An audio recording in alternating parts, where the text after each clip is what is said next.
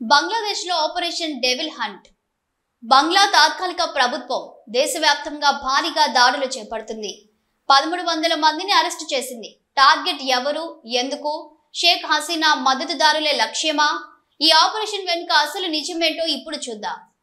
బంగ్లాదేశ్లో రాజకీయ ఉధృతి ఉత్కంఠ రేపుతోంది. తాత్కాలిక ప్రభుత్వం చేపట్టిన ఆపరేషన్ డెవిల్ హంట్ పేరిట దేశవ్యాప్తంగా దాడులు కొనసాగుతున్నాయి.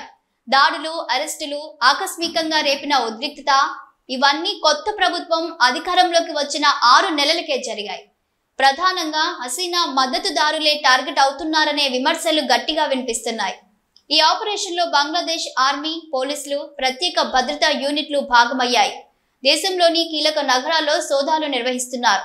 ఇప్పటి వరకు 1300 మందిని అరెస్టు చేసినట్టు బంగ్లా హోం మంత్రిత్వ శాఖ ప్రకటించింది. అయితే ఈ దాడుల వెనుక అసలు కారణం దేశంలో అస్థిరతను రూపుమాపడమేనా, లేక రాజకీయం నీడవేస్తుందా అనే ప్రశ్నలు ఉత్కంఠ రేపుతున్నాయి. ఇక అవామీ లీగ్ పార్టీ కార్యాలయాలపై దాడులు, హసీనా కుటుంబ ఆస్తులపై దాడులు కలకలం రేపాయి. గత నెలలోనే కొందరు వ్యక్తులు షేక్ హసీనా తండ్రి బంగబంధు షేక్ ముజిబుర్ రెహమాన్ స్మారక భవనంపై దాడి చేశారు. మ్యూజియాన్ని ధ్వంసం చేశారు. దీంతో హసీనా మద్దతుదారులు తీవ్ర ఆగ్రహంతో ఉన్నారు. ఇదిలా ఉంటే షేక్ హసీనా ప్రస్తుతం భారత్లో ఆశ్రయం పొందుతున్నారు.